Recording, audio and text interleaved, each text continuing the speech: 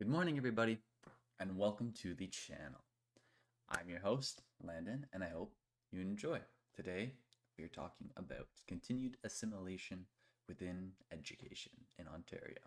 So I think we should start the video off by speaking about my positionality of the matter, because I am a cisgender, heterosexual, white male. So when it comes to speaking about issues, my voice is going to hold a certain weight that others may hold further or lesser than.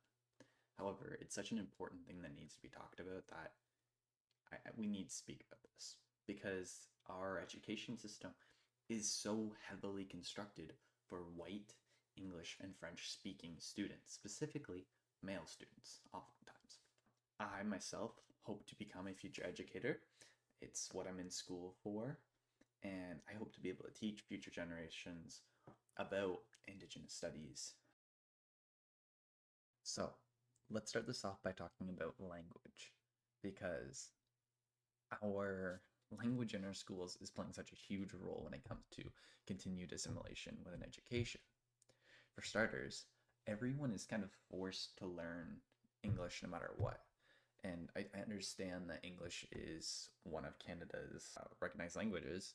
However, it's not the only language in Canada.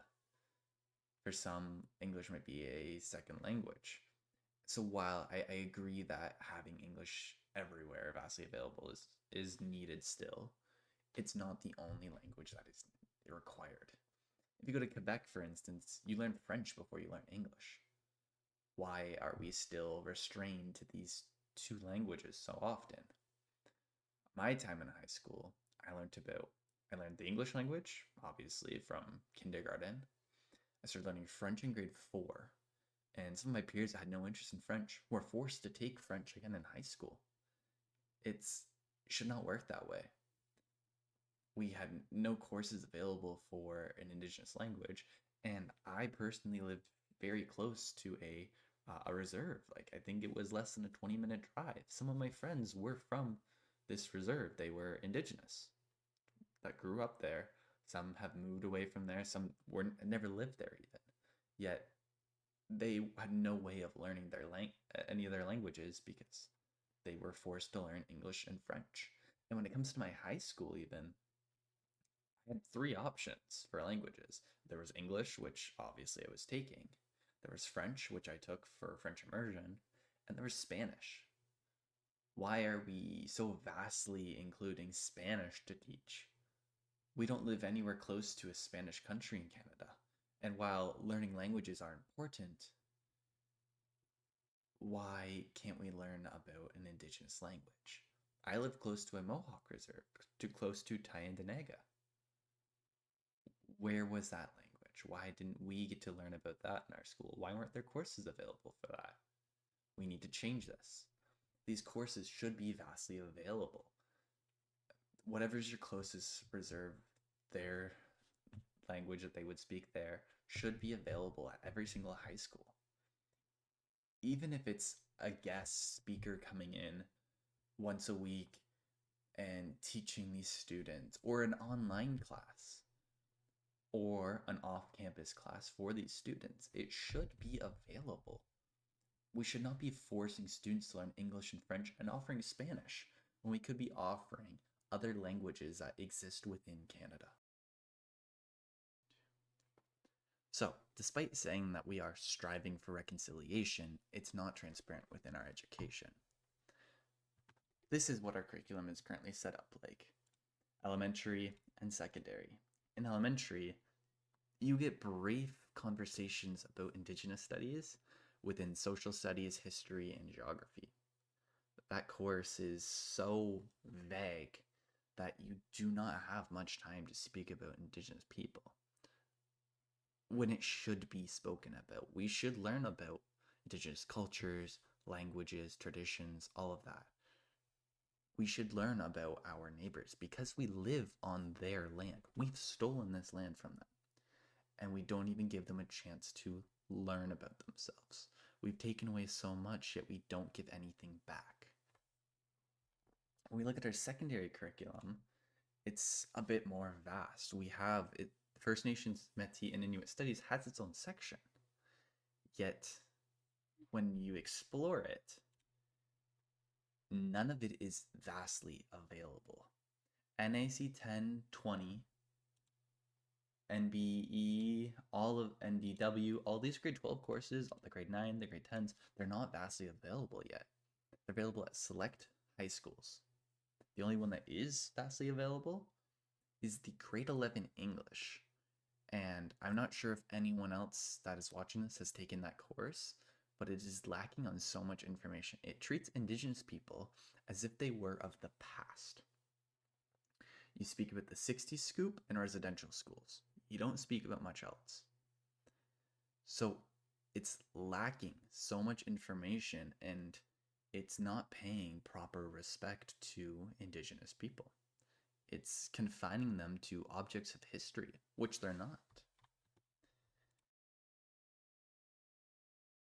Also speak about learning styles, because what works for one student might not work for another. When you think of a classroom, it's a teacher in front of rows and rows of desks. There's no conversation. It's more of a lecture format. You have someone that seems to have this gravitational power talking to students. You take away so much opportunities for learning that should be available, and instead you replace it with this power. And it's such a westernized idea of power. What should be in our classrooms are circles, not squares. So much of our life is squares, a room, 4 walls, rather than a circle. If I could face my students and have them all facing each other at the same time, it's how conversation strikes up. Not everyone learns from this lecture-based format. Some people need that discussion to have a grasp of knowledge, some hands-on activities. Yet we're confining students to a classroom with 4 walls where they are forced to stare at their teacher for an hour. It doesn't make sense. From however you look at it, no one is going to learn that way. You set it up to have a conversation, and you are catering to every single learning style. You are taking a much more Indigenous approach to it as well. Our classrooms also should not be confined to the indoors. I, for one, would rather learn from a tree than I would from looking at a textbook. If we're talking about a specific tree and it's on the schoolyard, why don't we go outside? Be able to touch, feel, taste, smell. I'm going to be able to learn, and so are your students, about what this tree really is, because it's right in front of me. I'm not confined to reading a boring textbook or watching a boring video. No, I'm experiencing it, because that's how people learn. Experience. It's how every single one of us learns, yet our classrooms don't incorporate it.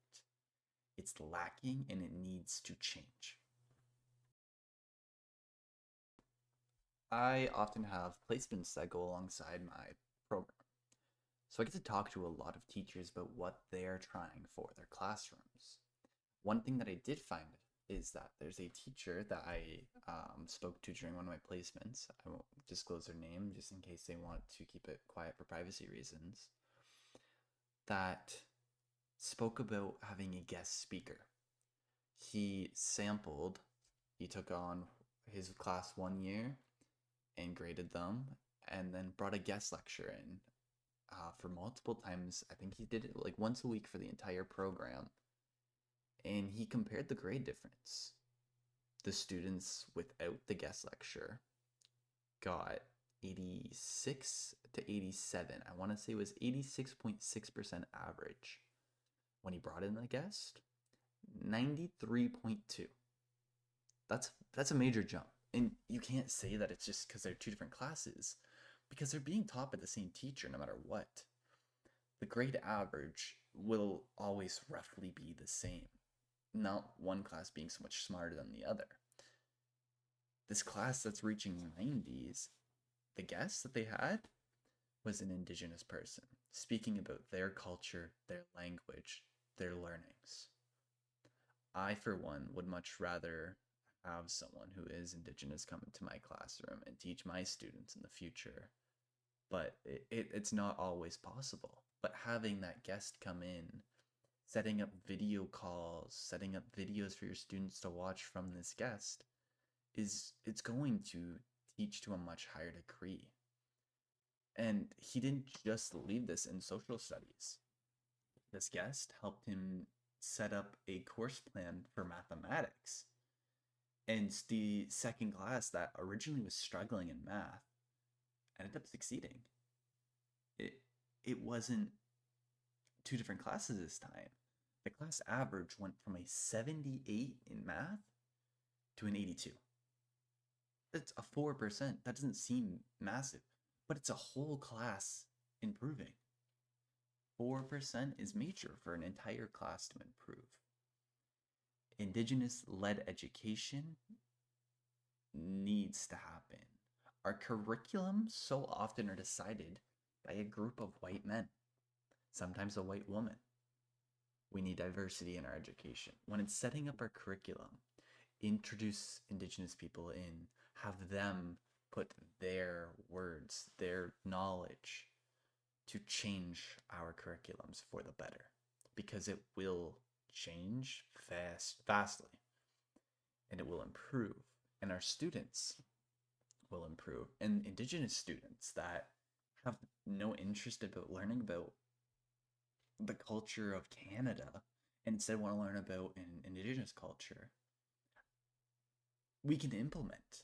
We have to learn from Indigenous people as teachers to introduce that into our classroom. Yet, so many times our teachers think of themselves as these knowledge holders when they're not. They often are lacking so much information that by introducing an Indigenous perspective can fill the voids. So, some other information that I found during my research, starting off with dropout rates and then also some post-secondary information. 88% of non-Indigenous men graduate high school. A little over 90, roughly 92% of non-Indigenous women graduate high school. So both are fairly high numbers, having around a 10% dropout rate. When it comes to Indigenous men that live on reserves, there's about a 43% likelihood that they graduate. So a 57% likelihood that they drop out. For Indigenous women that live on reserves, it's 48% likelihood they graduate. These numbers are massively different than the non-Indigenous counterparts. And we look at Indigenous people that live off reserves, they are closer to the non-Indigenous counterparts, yet not as high. These numbers should be nearly identical no matter what. Indigenous female that don't live on reserves have a 76% likelihood that they graduate, and Indigenous men have a 68% likelihood that they graduate. So still fairly low numbers, and these numbers need to change. It's not due to laziness or stupidity like stereotypes entails. It's a lack of interest. And as teachers, it's our jobs to interest these students. These students should be interested in what we're teaching. Yet when nothing applies to you, it's a teaching style that you don't learn from, anything like that, why go? Why attend? If someone were to tell you you're stupid your whole life because you don't learn a certain way, you're going to go your whole life thinking you're stupid. And that's what's happening in our schools. Indigenous youth are getting low grades constantly because our teachers aren't applying themselves to teach them properly. Instead, they're taking a white approach to teaching, and they're focused on these white students that our entire curriculum is based around. It's not fair, and it's not right. It needs to change. When it comes to a lack of interest, No one is going to want to attend a school where they learn about someone else's language, someone else's culture, anything like that. No one's going to want to go to a school if they're stuck inside when they don't learn and don't want to be inside 8 hours a day. They want to go outside, especially youth. Think of a child. A child does not want to be cooped up in a school all day, no matter what ethnicity they are. They want to go outside. Take our classrooms outside, and it creates a whole new area of learning. Science class, instead of being stuck in the gymnasium with the lights out, go outside. Learn from the trees, learn nature. Biology can be conducted outside. But instead, we rely on textbooks and videos to teach our youth rather than the true teacher, nature. When it comes to post-secondary information, Indigenous men have a 22% chance that live on reserves to want to pursue a post-secondary education. And for women, it's not much higher, being only 24.6%. For those that live off reserves, Indigenous men that live off reserve have a 38% chance likelihood that they go for post-secondary information, and for women, it's a 52%. So, getting better numbers, but still fairly low. And when it comes to non-Indigenous, 78% of women and 66% of men are attending post-secondary education. If someone is stuck in poverty, they're less likely to go to seek post-secondary information. They want to get into the workforce early. And unfortunately, poverty primarily affects minorities, and especially Indigenous people. Oftentimes, they are the ones under the poverty line or close to it. These students don't have the same opportunities and privileges that our white students have, and this needs to change. Those that turn 16 and are eligible to work are more likely to drop out if they're around the poverty line because they want to support their families.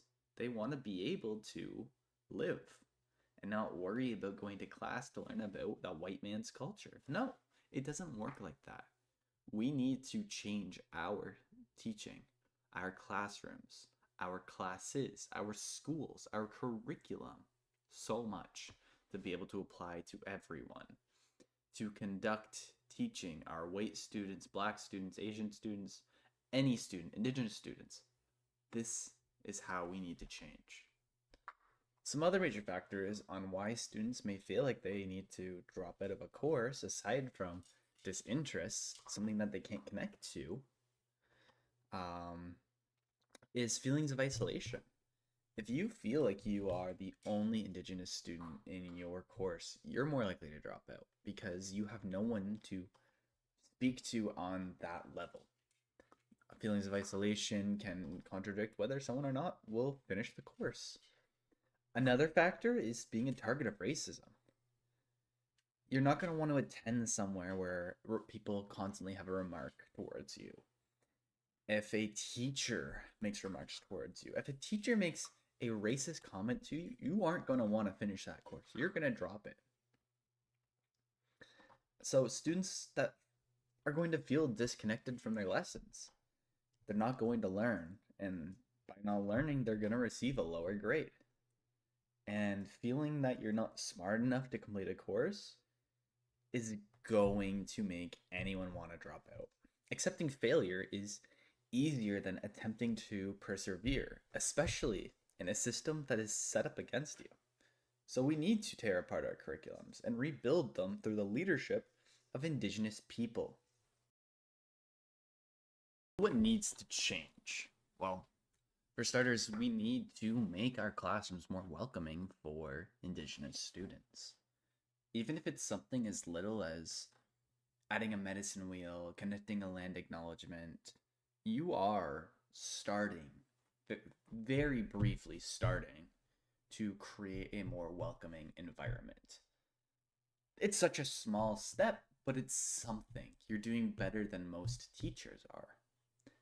If we start to include Indigenous knowledge into our teachings, introduce guest speakers who are Indigenous, include Indigenous people inside of our teaching, you are creating a much more welcoming environment.